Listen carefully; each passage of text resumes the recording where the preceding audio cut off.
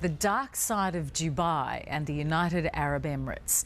It promotes itself as a desert paradise and is set to become a mecca for Aussie travellers.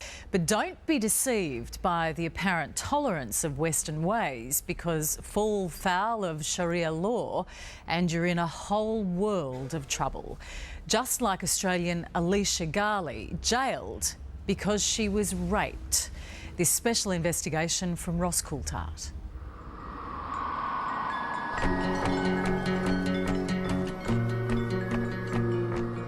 Preparing for the big flying kangaroo to land here in Dubai is unreal. I can't wait to see it out there. Soon, many more Australians will be visiting. It feels like things just grow up out of the desert overnight.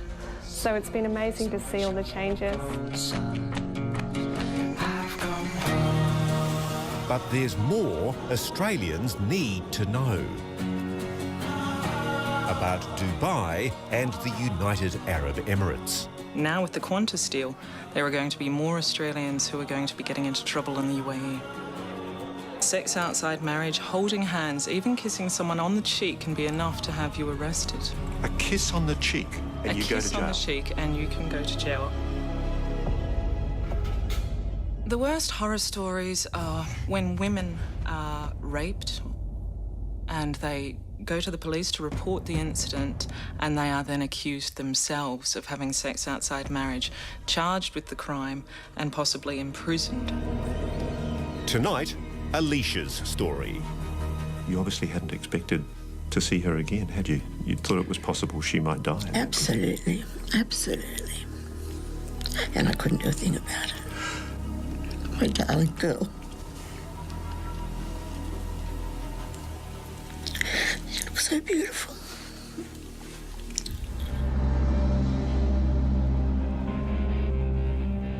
The UAE government doesn't like the media investigating controversial stories like Alicia Garley's.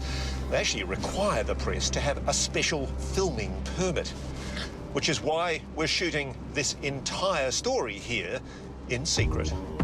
The UAE promotes itself as a desert paradise, welcoming to Westerners, where alcohol flows and a blind eye is turned to Western ways. 90 minutes from Dubai is Le Méridien Al Akar Beach Resort, owned by the giant American hotel chain Starwood. So, Alicia, let's go back to 2008. Yes. You were hoping for an adventure. That was the plan, yeah. Alicia, who was 27, had been hired to be manager of the hotel's spa and beauty salon. I got offered a fantastic package, which seemed like a dream, tax-free income and all expenses paid, and I went over with hopes of it being fun and luxury. Set on the beach, no expense has been spared. Opulent rooms, restaurants, bars, a nightclub, a massive pool, even Aussie-style lifeguards. Alicia had her own room near the staff bar, where she says employees were encouraged to relax and enjoy alcoholic drinks. Were you excited as you left Australia and said goodbye to your family? Excited and nervous, but more excited. New adventure. 3 months after arriving, at the end of a long day, Alicia was in her room when it began to flood. Water was coming up from the drain in the bathroom. So I called maintenance, they came, they cleared it out, and then I went back into my room, and within another half an hour it was flooded again, and a lot worse. The flooding was no accident. Later, maintenance would find a man's shirt and a plastic bag had been used to block Alicia's drain, forcing her to leave. They knew the only place for you to go and wait was the bar. Yes. It was about 11 o'clock at night. She left her room, went to the staff bar. She sat down, opened her laptop and ordered herself a bourbon and Coke. Everything seemed perfectly normal. There was one person that I knew. He was in the life-saving department, so I was familiar with who he was. He brought a bucket of ice over to the table with tongs. He put ice in my drink. I remember drinking the drink. I don't even remember finishing the drink. Next thing I know, I wake up at 4:30 in the afternoon the next day.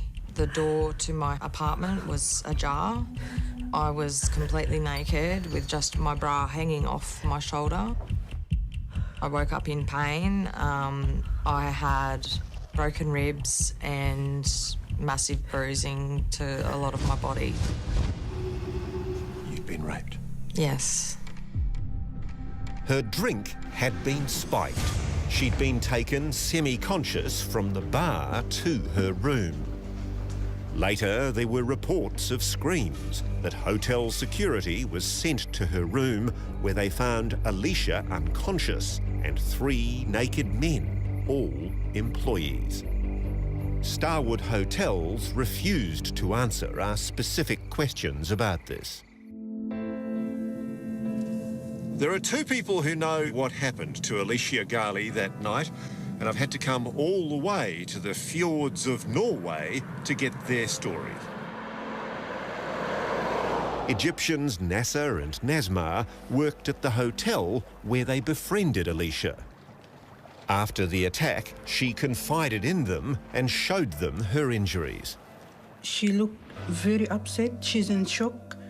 She's very tired and crying too much. When she come to our house, she showed Nazma her body and what happened. She looked very bad. ورتني جسمها كان في علامات كتيرة. Alicia went here in the hotel to a senior manager and told him that she wanted to report the rape to police, and she asked for help to go to the hospital for treatment. He said, if you go to the police, you could be in trouble because you had a drink. And so he sort of made me a bit scared. Did he tell you at that stage that it was a criminal offence for you to drink alcohol? No, he just said that you might have some issues with the police. Did anybody from your employer say, Alicia, this country has crazy laws. We're going to get you out of the country and get you to good medical help overseas. This is our proposal. Was there anything like that? No, nothing like that at all. They didn't even talk about giving me my passport back or giving me an option to leave. I said, if I want to go home, how do I go home? And they said that I had a debt to them because they'd flown me over and... You're kidding? Yeah, they'd flown me over and paid my accommodation and all that, and I hadn't worked long enough to recover those expenses. So you've been raped? Yes. You're asking for your passport so you can get medical assistance? Yes. And they're saying you owe them money? Yes. Badly injured and in shock, Alicia was made to feel as if she was to blame. When she tried to go to the human resource manager office, he refused to meet her. And did you witness that yourself? Yes, yes. Confused and frightened, Alicia rang the Australian consulate here in this high-rise in Dubai. She didn't know what to do. She needed help from the Australian government. She didn't get it. In legal documents, the woman Alicia spoke to at the consulate is identified as Gail Miller. All she said to me is reconsider your need to be in the country at this time, and that if I had been drugged, there could be issues with drug laws in the country and that I could have faced life imprisonment. And I explained to her that the hotel was holding my passport and that I couldn't go anywhere. Did she offer you an emergency passport to get you out of the country? No, no. She tried to get help, didn't she, from both the hotel? Yes. And the embassy? Yes. What do you think of the help she received? Alicia was neglected. Sue is Alicia's mum. Back in Australia, all she could do was try and comfort her daughter over the phone. She'd say, I don't know what to do. I said, I don't know what to do. I couldn't help her. Alicia Ghali was in a strange country with no one to turn to and no one knew of her plight. And that's because the Australian government was actively trying to suppress her story. They told her family not to speak to the media, not to make a fuss. At the same time, hotel management was applying its own pressure, warning her against going to hospital or the police. but the pain of her injuries became too much. I was in agony. I had 4 broken ribs on one side. Four broken ribs. I went to the hotel and said, I'm going to have to go to the hospital. They, at that point, said, well, the police will become involved. They became quite aggressive towards me. So the hotel didn't even help you to go to the hospital? No. I called a taxi on my own. At this hospital, Alicia was examined. Her injuries consistent with being bashed and raped. They said, do you want to tell the police so that the men can be arrested? And I said, the hotel told me that I might have some issues with the fact that I had a drink. And they said, no, don't worry about it. You're a Christian, you're not Muslim, it's fine. Report. What Alicia didn't know is that being raped was essentially the same as having sex outside marriage where the sex is consensual, and that she would be charged with the same offence as those who assaulted and raped her. Michelle James is Alicia's Australian lawyer. It was Islamic Sharia law that would now determine Alicia's fate and the fate of the men who'd raped her. My understanding is that for there to be a conviction of rape in the UAE, that there need to be 4 adult male Muslim witnesses who can provide evidence that the sex was non-consensual. You're kidding. That's my understanding. So a woman can only prove that she has been raped if there are 4 adult Muslim men watching the rape. Who are prepared to say that the sex was non-consensual. Alicia followed the hospital's advice and went to this police station to give a formal statement in the hope that the men who'd drugged and raped her would be arrested. Did you realise at that stage you were in trouble? No. I thought I was just signing my statement as to what had happened. Is that statement in English? No, it was in Arabic. I said, I can't sign this, it's not in English, and they basically gave me the impression I would be in trouble. He told me I'd be in trouble with the judge wouldn't like it if I didn't sign. What Alicia couldn't have known is that the statement was in fact a confession to sex outside marriage, to damaging honour, promoting sin and drinking alcohol. As soon as she'd signed, she was taken directly to an Islamic court. Then the 3 men who'd raped her, all hotel employees, were brought into the court, handcuffed. Alicia thought she was testifying against them, but she was actually on trial with them. You think that these men are facing criminal charges for rape? Yes. They came in with shackles. You think that you're just a witness? Yes. Nobody's told you that you're now under suspicion? Yes. As a criminal? That's right. But more importantly, why should any woman who's a victim of rape be accused of any crime? Yeah, I know. The trial lasted less than 30 minutes. I didn't realise until after I'd finished giving my statement and I was being led into a different direction the way that I'd came. And I said, where am I going? What's going on? And the judge said to me, you're going to jail. And I said, what for? And he said, you drank. And I said, but I drank in a staff bar and I'm Christian. And he said, doesn't matter, you don't have any rights here. You sure don't. Alicia was sentenced to 1 year in jail, 11 months for sex outside marriage, 1 month for drinking alcohol. As for the rapists, 2 got the same sentence, the 3rd got a month more. 2 hours' drive from Dubai is a place few tourists ever see. Fujairah Prison. I was petrified when I first went in there. I was absolutely terrified. This is the prison here, a place Alicia Ghali describes as a nightmare. It's where she was locked up for 8 months. During the day, Alicia could hear prisoners being lashed. At night, prisoners being bashed. In filthy conditions, she shared a cell with 30 other women, and she felt absolutely alone. It was disgusting, no hygiene whatsoever. Sometimes they'd turn the water off for 4 days at a time, and when it's 55 degrees in the middle of summer, it was bad. I was fearful she'd die. Alicia is not the only victim of an unjust system. You know you haven't done anything wrong, and then that moment he told me, you have to do a month in prison. It's shock, just absolute shock. In 2009, Charlotte Adams was sentenced to a month in jail for greeting a male friend with a kiss on the cheek. Charlotte was on an extended holiday. A real estate agent from England, she was thinking of finding work and staying permanently. The place felt fun and she fell for Dubai's party lifestyle. Monday nights you go out and it's ladies drink free, you get free champagne in every hotel bar. You have brunches once a week where it's unlimited alcohol and food for like £100. So it's very much a drinking, partying culture in Dubai. It's what traps many Westerners. A seemingly tolerant society that paints itself as free and easy. But it's not. Charlotte Adams was in this diner when she found out the hard way that this country is not the West. With 4 male friends, Charlotte came here for a late-night snack after an evening out.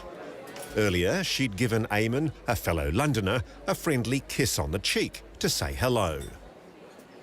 They finished their meal, they paid and left, only to be stopped by the police. Have they arrested you? Yeah, there and then on the spot. What did they accuse you of? They didn't say anything at first. They didn't say anything. We got driven to Jebel Ali police station and they called us in one by one. And then he was just asking me, like, what I'd been doing that evening. So I said, you know, we've just been out, like, got some food. He was like, were you kissing him? And I was like, no. And he's like, did you kiss him? And I was like, well, we would have kissed on the cheeks to say hi, but apparently as soon as I said we kissed on the cheek, that was it. It was like, kissing on the cheek is illegal. Charlotte spent 23 days behind bars before being deported. It portrays itself as being really progressive and forward-thinking and the new Middle East, as they call it, but it's not. After serving 8 months, Alicia Ghali was released early from prison as part of the celebrations in the UAE for the wedding of the Sheikh's son. Also pardoned that same day the men who raped her. When you finally got that call that she was coming home, This is where I cry.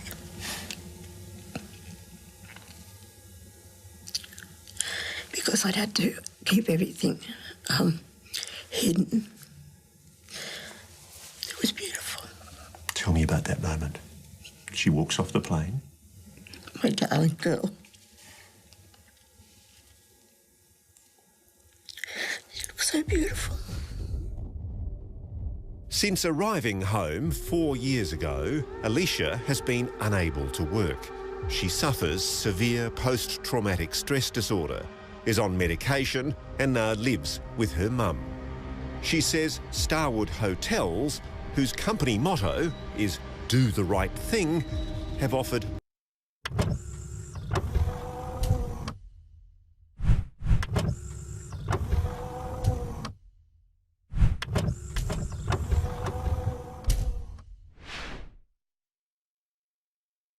no ongoing support.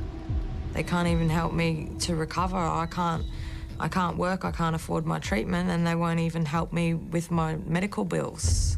Let me count the ways that Starwood, the world's second largest hotel group, the owner of the Sheraton and Westin brands, assets of over $8 billion, has let Alicia Ghali down.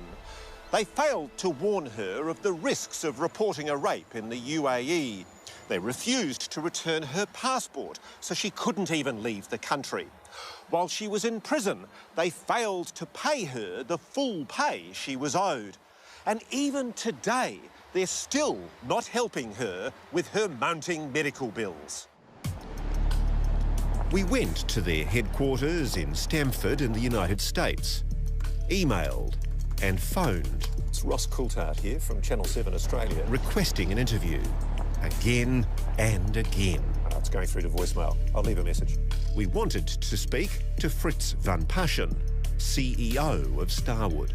He's the $9 million man. That's the sum of his salary package last year. And Starwood is a multi-billion-dollar company. But no one in the company seems able to find it in their heart to pay Australian Alicia Garley's medical bills. What do you think the hotel chain hoped would happen? That it'd be swept under the carpet, not be dealt with, just go away. It's very, very hard to see and understand what's... Sorry, what's wrong? Oh, I'm crying. Sorry. I'm sorry, darling. Do you need one? Yes, please. Are you crying? Yeah. Oh, darling.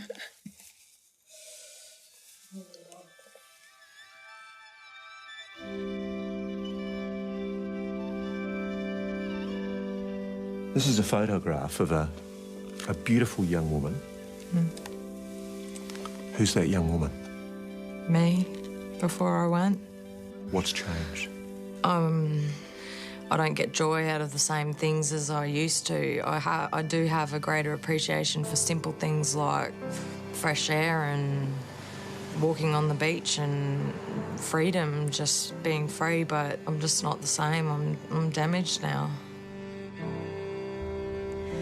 Ross Coulthard with that investigation. Starwood refused an interview with Sunday Night. They sent a statement claiming they'd provided Alicia with medical and other assistance and that the safety and security of staff and guests was their paramount priority.